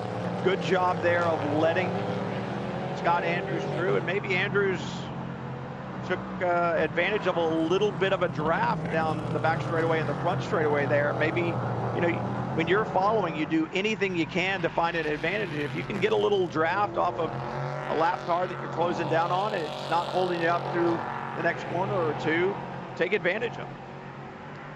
So that's very true indeed, and that's what he'll be trying to do here. Back to the battle at the front there. Matt Bell, he's edged out a little bit over the last few laps. So Scott Andrews seems to certainly had the worst part of the traffic there, I think, and cost him about a second and a half. And there's now 17 minutes remaining in this race. To go on the top of the screen. So this is still flat out racing by these two Norma drivers out front for K2R Motorsports. This is Matt Bell from the UK. From Newcastle on Tyne in the UK, and in second place, originally from Australia, is Scott Andrews in car number 9. Interesting. I'm kind of sitting here thinking about championship implications here. Obviously for Naveen Rao and Matt Bell, if they can hold on and claim the victory, that's going to help them extend their points lead over Dakota Dickerson, who sits 3rd on the racetrack now.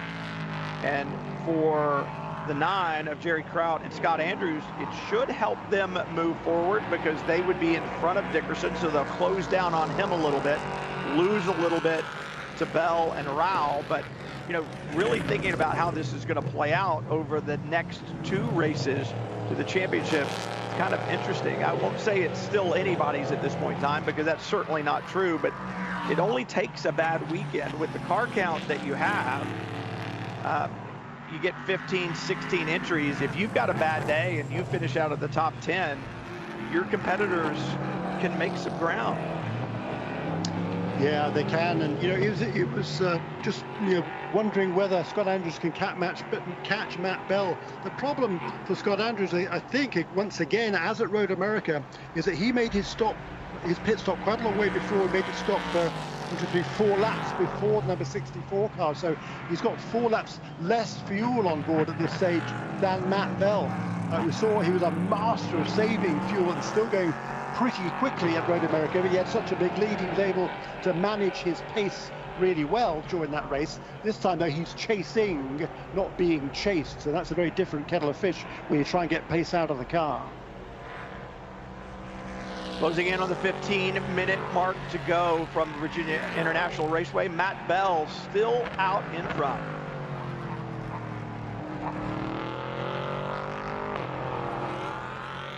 Bell down through the roller coaster, and he has not put a wheel wrong. Naveen Rao had a great opening stint aboard the 64, and I think about his development as a driver over the last year, and it has been impressive, and impressive with his teammate of Matt Bell. This car looks solid, and one of the things, Jeremy, that it seems like is that they've been able to place the 64 pretty much anywhere they wanted to on the racetrack. And talk about a car that's working and a driver that's fast. You get a car that works and a driver that's fast. That's what you've got with Kyle Kirkwood in the 47 right now, and he is really closing down on Stephen McAleer just in front of the 10. He's closed in on him a second a lap, the last few laps, and you can see the gap between these two now as they flash across the start finish line to complete lap 45 with just 14 minutes remaining in this race. So about another probably 8 laps probably to go in this race. And Carl Kirkwood there in that number 47 car, 447 Motorsports. He's not quite with Stephen McAleer yet, and passing him is one thing, but overtaking Stephen McAleer is absolutely another task altogether. Oops, there's another off for, I think that's the Grants again, isn't it? David Grant is running in the 6th position. I think so. And yeah, he's off the road and rejoins it. I think he's going to lose a position. He had 20 seconds in hand over the next car. Boy, that's a big grassy moment for David Grant. I'll tell you what. Yeah, exactly. That's deja vu all over it. Right? It was his brother who went off there last time, wasn't it? Absolutely. The only person smiling about that off was actually Keith, going, okay, fine, you did it too. That way they won't have to, Keith won't have to buy dinner for his spin, you know, that way he's got a little retribution there because his brother did the same thing. But they have been so impressive this weekend in all seriousness, and they had a great run, that podium finish at Road America. So they have come to grips, so to speak, with that 47 Motorsports number 40 Norma chassis. A couple of little issues here this weekend, but by and large, the speed has most certainly been there. Yeah, it certainly has, and that car was on pole position last time out at Road America. So, you know, I think they'll be ruining those mistakes today. They came into this race only 15 points off the championship lead, and no doubt about it, without all those off-course excursions for that number 40 car, they would certainly be, at very least, in contention for the victory. There goes Carl Kirkwood. He's looking to the inside at turn 1 with Stephen McAleer. McAleer didn't defend that line, did he? He's confident in his own ability that he can carry the speed. But Carl Kirkwood was going to have to work a little bit harder than that. He was going to have to make that pass for 4th position. This will not be an easy one. for Kyle Kirkwood, I would not think, because Stephen McAleer, certainly they have not had the season that they wanted because they didn't run at Daytona. They didn't start there. They did have a good finish at Sebring with a second place finish and a 6th at Road America, but he's not going to want to hand this to Kyle Kirkwood. They want the championship points. But the other thing is, remember, these are young guns. These are guys that are hired to run at the front and finish well. You never want to hand a position away and give somebody a better day than the day that you're having yourself. No, you don't. Here's another battle out on the racetrack. This is for the 8th position, with Tony Kazniks now trying to track down Rasmus Lind in that blue and white car ahead of him. He's caught up quite quickly over the last few laps. He was about a second quicker last time around. These two are both a lap down to the race leaders, but this is still a battle for position, like I say, for 8th position on the racetrack. Both Ligier chassis, and we talk about how impressive Rasmus Lind was in the 2 appearances that he's made, and I'm not saying that he's not impressive today. I don't know if the car's not working well. They had the speeding penalty on pit lane that certainly put him back, and he doesn't know this racetrack, so he's had to certainly learn that. And remember, very little track time, certainly dry track time for these competitors, so perhaps that's why we're not seeing the performance out of Lind that we've come to expect only over 2 races, but he was just that impressive in the 2 races where we saw him.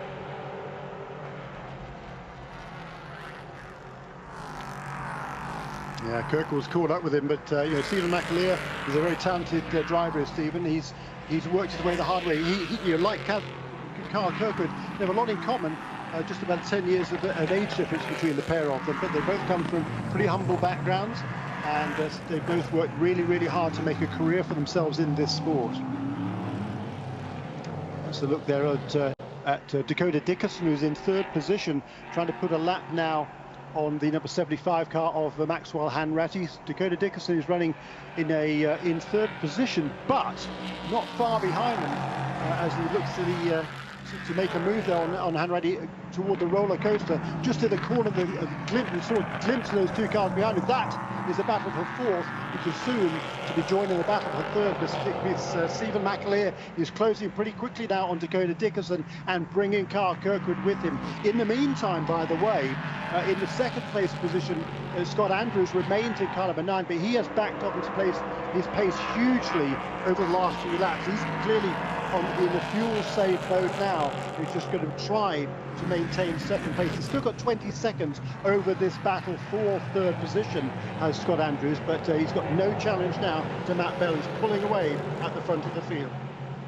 Hanratty letting McAleer through, then Kirkwood. That's the way you do it when you're not fighting for the position, and he has let them through. Andrews, interesting that he's saving fuel. You and I talked about that, Jeremy.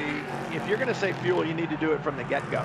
You don't get a lot of fuel save with 10 minutes to go in the race. You start saving fuel, so be interesting to see how that plays out. But I had noticed the same thing with Dakota Dickerson when I saw the car come off the corner. I went, wait a minute, what's that turquoise flash just behind him? Well, that's Stephen McAleer, and he's got Kyle Kirkwood right behind him. So Dickerson, when you think about championship implications, he's going to lose a couple of points to Bell and Rao here if he finishes 3rd, but if that fight gets to him with McAleer and Kirkwood and he loses another position on the racetrack, that is not going to bode well for his championship hopes.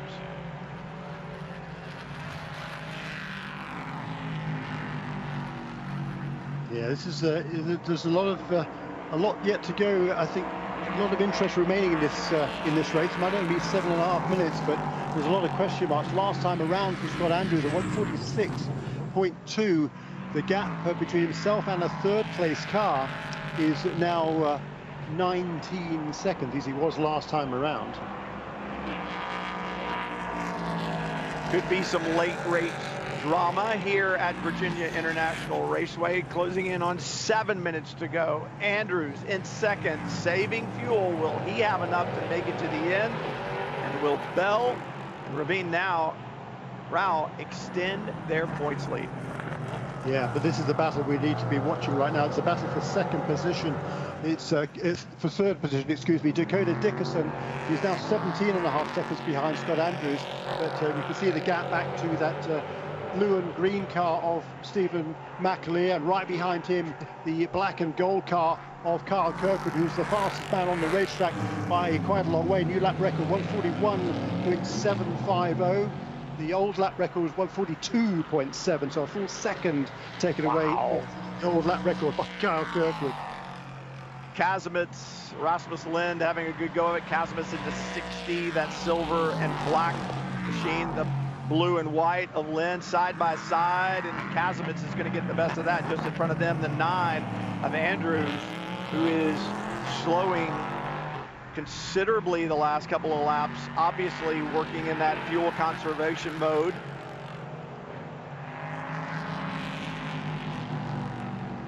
Will they have enough to make it to the end? This is going to be telling right here. If he slows down enough down the straightaway, and he does, the Kasemitz is going to get by. You wonder if they're not just saving, but if they're not in trouble. Yeah, I think they're definitely in trouble. I mean, last lap around 146.3, so he's lapping consistently now in the 46s, which is about 3 or even 4 seconds off his ultimate pace. And there's 5.5 minutes remaining, so there's going to be another 3 laps around this 3.27 mile racetrack. Interesting to see. Closing in on 5 minutes to go. Bell still out in front, the 64. From the drop of the green, led the field. We started on team championship points with no qualifying being run yesterday, and 64 has been at the pointy end of the stick all day long. 9, a little more work to do as Jerry Kraut started back in the 7th position, but he had a good, solid run, moved that car forward, then Scott Andrews got in it and has showed us why that team has been so strong as of late. 3 races into the championship, they've missed the first one, but won the next 2. Shows just how quick they are, but really concerned as to whether they've got the fuel to make it to the end. And then this battle here, this is for third. Dakota Dickerson, the first car in the shot, and then just behind them, Stephen McAleer in that turquoise and blue number 10, followed by the fastest car on the racetrack, as you have said, Jeremy, Kyle Kirkwood in the 47, and now a problem for the 36. That's down at Hogpen, I believe, onto the front straightaway. It looks like he lost it coming into that last corner. That's right. That's Paul LaHaye there, who's had a quick spin there. He's at the back of the field. He was trying to get out of the way there. Oops, or maybe he wasn't trying to get out of the way. He was taken surprise there by Tony Kasemitz going past him, and I hope he hasn't high-sided that car on the edge of the asphalt there. That would be, I hope this race doesn't finish under full course caution. That would be a really bad news. But look at this, the battle for second, third and fourth. Dakota Dickerson, he is driving like his life depends on it. His last few laps have been within a few tenths of a second of his fastest laps of the race.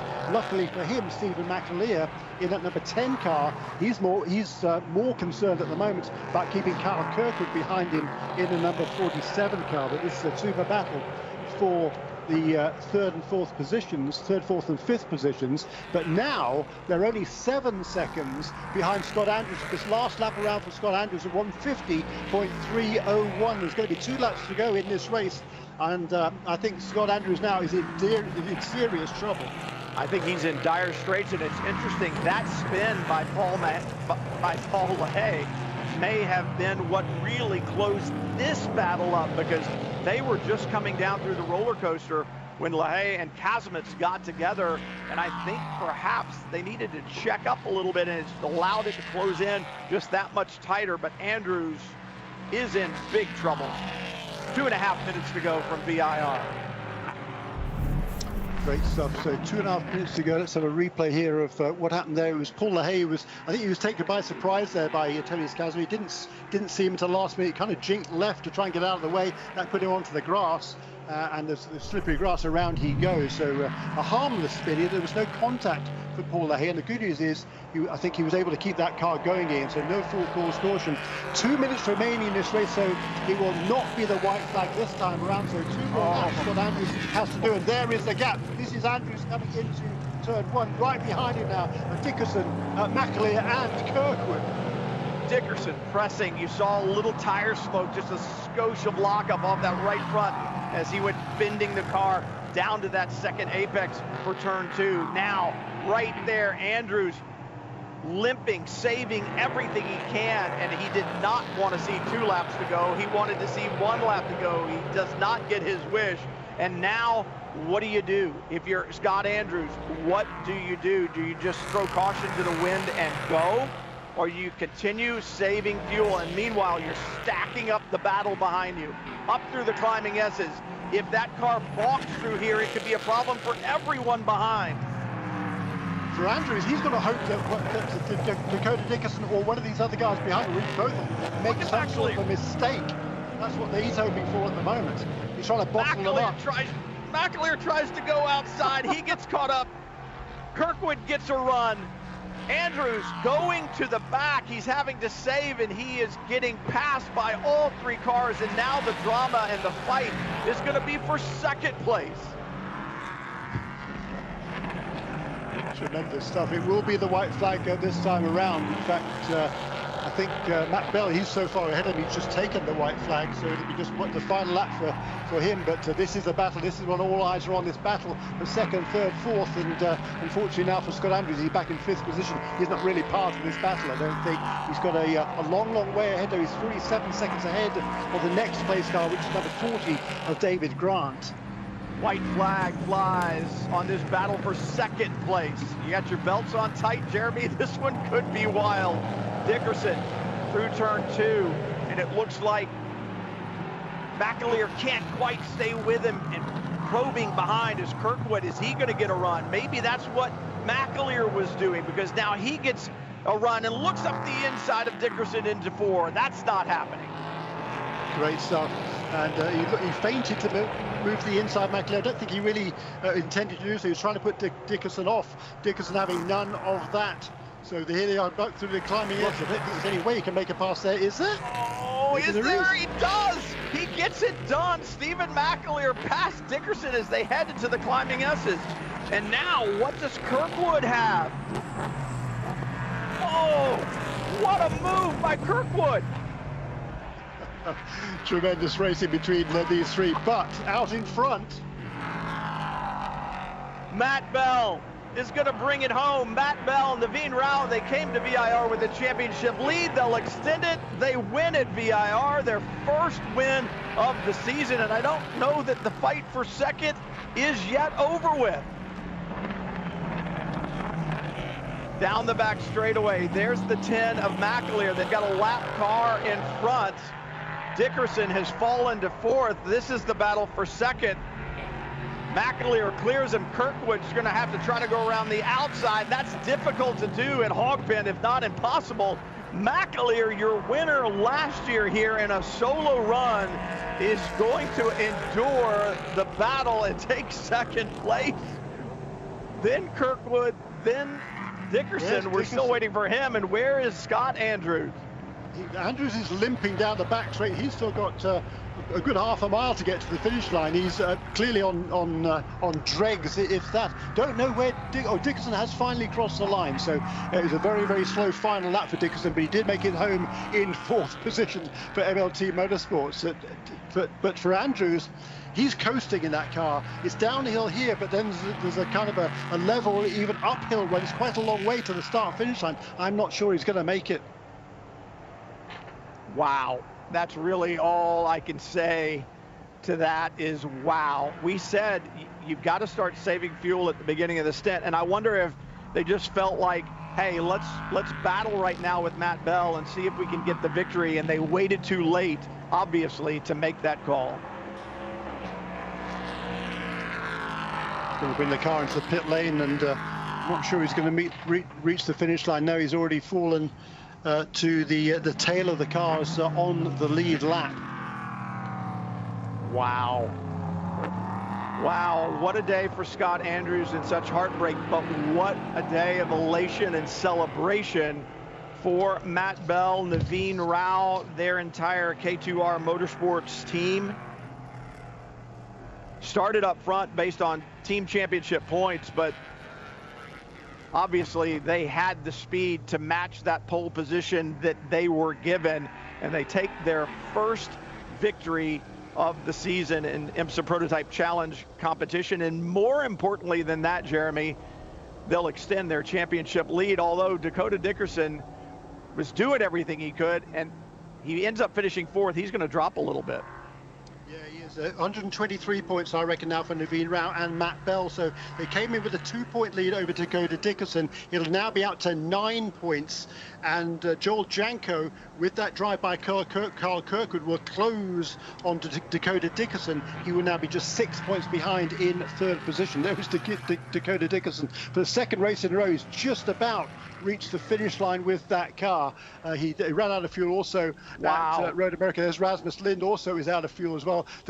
How close do they cut it? That close. Looks like a parking lot out on the racetrack. IMSA Prototype Challenge competition. It is some of the best sports car racing in North America. You saw why just now from ViR. Make sure you catch all of the events. We'll see you down the road. So long, everyone.